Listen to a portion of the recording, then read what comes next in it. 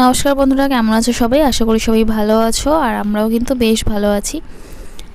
তো এটা হচ্ছে শিবরাত্রির ব্লগ, আর যেটা আমার পোস্ট করতে বেশ অনেকটাই দেরি হয়ে গেল, কারণ শিবরাত্রির পরে দুদিন ধরে উপোস করার পরে অনেক দিন আবার একটুখানি গ্যাপ হয়ে গেছে। তো যাই হোক, তোমরা বলো কেমন আছো।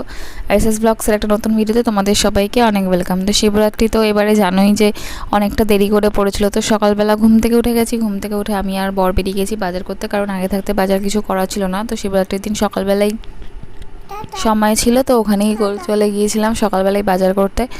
আর সমস্ত কিছু বাজার টাজার করে আসার সময় বর ওর আর ভাইয়ের জন্য ব্রেকফাস্টও কিনে নিয়ে চলে এসেছিলো। তারপরে এসে ঘরে আমি রান্নাবান্না করেছিলাম ওদের দুজনের জন্য। সেরকম কিছু রান্নাবান্না করিনি, ওই একসাথে সব কিছু সবজি টবজি দিয়ে খিচুড়ি মতন করে দিয়েছিলাম। ছেলেও খেয়েছিল, ওরা দুজনেও খেয়েছিল।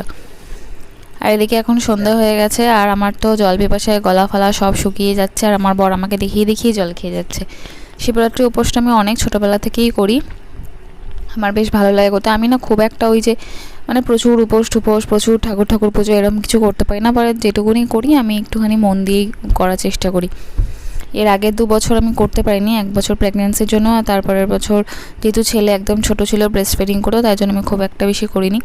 তবে এবছরটা চেষ্টা করেছি একটু বেশি ভালো করে করার, কিন্তু মনে হয় এবছরও সেটা করা উচিত হয়নি, কারণ যেহেতু ছেলে এখনও ব্রেস্ট ফিড করে মাঝে মধ্যেই, তো একদম নির্জলা উপোস থাকতে গিয়ে আমার তো শরীর সাংঘাতিক ডিহাইড্রেট হয়ে গিয়েছিলো, চোখ টোক পুরো লাল হয়ে গিয়েছিলো, আর প্রচণ্ড উইক ফিল হচ্ছিলো সন্ধে দিয়ে, কারণ শিবরাত্রিটা যেহেতু অনেকটা রাত্রিবেলাই পড়েছিল, আবার পরের দিনকার চতুর্দশী ছিল। তো যাই হোক, শিব ঠাকুরের দয়া মোটামুটি সব ঠিকই ছিল। আমি তো ভাবছিলাম মাঝখানে শরীরটাই বেশি খারাপ করে যায়, কিন্তু যাই হোক ভগবানের আশীর্বাদে কিছুই হয়নি, ঠিকঠাকই ছিলাম। আর হচ্ছে আর পুজোর এখান থেকে ঘরে ওই টুকটাক রান্নাবান্না করলেও কিন্তু পুজোর কাজ অ্যাজ আমাকে বেশি কিছু করতে হয় না, কারণ পুজোর জোগাড় টোগাড় সব কিছু শাশুড়ি মাই করেন। আর আমার মা যতদিন বেঁচে ছিল আমি শিবরাত্রি আমার বাড়িতে গিয়েই করতাম, তো তখন মন্দিরে গিয়ে পুজো টুজো দিতাম, কিন্তু আমার শ্বশুর বাড়িতে এখানে ঘরেই শিব ঠাকুর আছে। আর তাছাড়া আমার শাশুড়ি মা খুব ভালো করেই শিব পুজো করতে পারেন, মানে উনি শিব ঠাকুরের এতটাই ভক্ত, উনি প্রত্যেক সোমবার করেই এমনি শিব পুজো করেন, শ্রাবণ মাসের শিব পুজো। তারপরে উনি অনেক আর কি মন্ত্রতন্ত্র বলে তারপর শিবের অষ্টদশ শতনাম করে টোরে পুজো করেন, ওই জন্য বাইরে যাওয়ার দরকার পড়ে না। এখানেই মায়ের সাথে আমি বসে পুজোটা দিয়ে দিয়েছি, আর সব জোগাড় মাই করে রেখেছিল।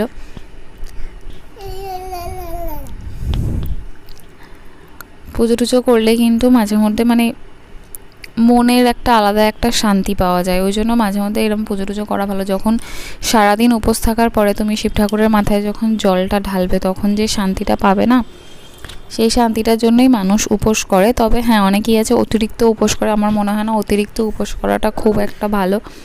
ঠাকুর পুজো তুমি অবশ্যই করতে পারো, তুমি হালকা খাবার খেয়ে ঠাকুর পুজো করো। ঠাকুরও কিন্তু বলেনি আমাদেরকে পুরোপুরি নির্জলা উপোস থাকতে, কারণ শরীরের খেয়ালটা সবার আগে রাখা দরকার।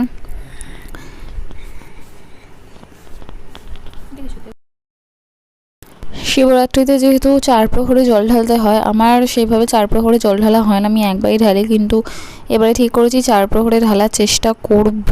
এর আগেও 1-2বার আমি করেছিলাম, কিন্তু ওই আলাদা আলাদাভাবে ঢালি না, আমি সব কিছু জলটা একসাথে রেডি করে নিই, ওটাই 4 প্রহরে 4বার ঢালি। তাই জন্য আজকে সারা রাত জেগে থাকার প্ল্যানও আছে আমার, কিন্তু আমি জানি না কতক্ষণ জাগতে পারবো, কারণ অলরেডি এখন শরীরটা কীরকম মানে ঘুম ঘুম পাচ্ছে এরকম মনে হচ্ছে, যেহেতু না খেয়ে রয়েছি। আর এরপরে তো আমি জানি যে যতক্ষণ না পুজো হয় ততক্ষণ ঠিক আছে, পুজো হয়ে যাওয়ার পরে তো আরও বেশি খিদে পেয়ে যায় আমার।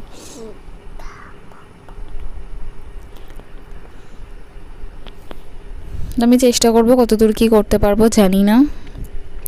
আর এবারে হচ্ছে মানে আমার পুজোটা কমপ্লিট হয়ে গিয়েছে, আর এবার হচ্ছে বই টই পড়া হবে, তারপর আরতি টারতি করা হবে, তারপরে আমরা চরণামৃত খেয়ে, মানে চরণামৃত মানে শিব ঠাকুরকে স্নান করানো হয়েছে যে জলটাতে, ওইটা দিয়েই চরণামৃত খেয়ে তারপরে আমরা উপোস ভঙ্গ করব।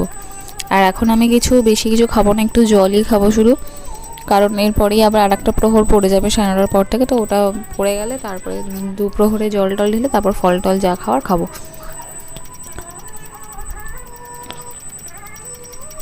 পুজো কমপ্লিট করে আসার পরে আবার এখানে রাত্রের খাবারের জোগাড় করতে হয়েছিল, কিন্তু মানে লাকিলি আমি শিব পুজো করে শিব ঠাকুরের মতন বর পেয়েছি কিনা জানি না, কিন্তু আমার বর এমনিতে খুবই ভালো, ও চটাপট করে হেল্প করে দিল আমাকে, কারণ বললো যে তুমি সারাদিন উপোস করে তোমাকে এত কিছু করতে হবে না, আমি জাস্ট আটাটা মাখলাম, মেখে রুটিটা করলাম, আর ও আলুর তরকারি, আলু কেটে আলু তরকারিটা পুরো নিজে নিজেই বানিয়ে নিল। আমাকে আর ওসব দিকে করতে হলো না, কারণ আমার যদি দুটো একসাথে করতে হতো তাহলে অনেকটাই বেশি চাপের হয়ে যেত, আর ওদেরও খেতে দেরি হয়ে যেত।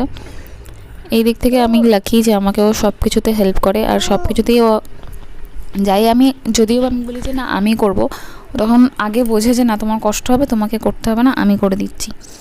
এই যে কথাটা বলে, এটাই অনেকটা বড় পাওনা আমার মনে হয় একটা মেয়ের জীবনে। নয়তো অনেক ছেলেই আছে যে বউ উপোস করে থাকুক না থাকুক সেসব দিকে দেখার কোনো দরকার নেই, নিজেরটা নিজের মতন পেলেই হয়ে গেল টাইম টু টাইম। আমার বর কিন্তু একেবারেই সেরকম নয়। তারপর সেকেন্ড প্রহরেও আমার জল ঢালা হয়ে গেছে। জল ঢেলে আমি একটুখানি ফল প্রসাদ খেয়ে নিয়েছি, নিয়ে রাত্রিবেলা জেগেই ছিলাম। তারপরে এখন 1টা নাগাদ সাড়ে 12টা থেকে তৃতীয় প্রহরে তো গেলাম তৃতীয় প্রহরে জল ঢালতে। আমার বড় এখন আমার সাথে জেগে রয়েছে, ছেলে কিন্তু খেয়ে দিয়ে ঘুমিয়ে পড়েছে। তো এখন আমি 3rd প্রহরে জলটা ঢালছি, আর আমি ভেবেছিলাম 4 প্রহরই ঢালবো, কিন্তু যখন রাত্রিবেলা 2:30 বাজে আমি আর কোনোভাবেই জাগতে পারিনি। 2:30 অবধি চোখ টোক এত লাল হয়ে গিয়েছিলো, গরম হয়ে গিয়েছিলো, মনে হচ্ছিলো চোখ বন্ধ করে আমি যদি এবার না ঘুমাই তাহলে এবার শরীরের উপর বেশি টর্চার করা হয়ে যাবে, কোন দুটো চোখ পুরো লাল হয়ে গিয়েছিলো।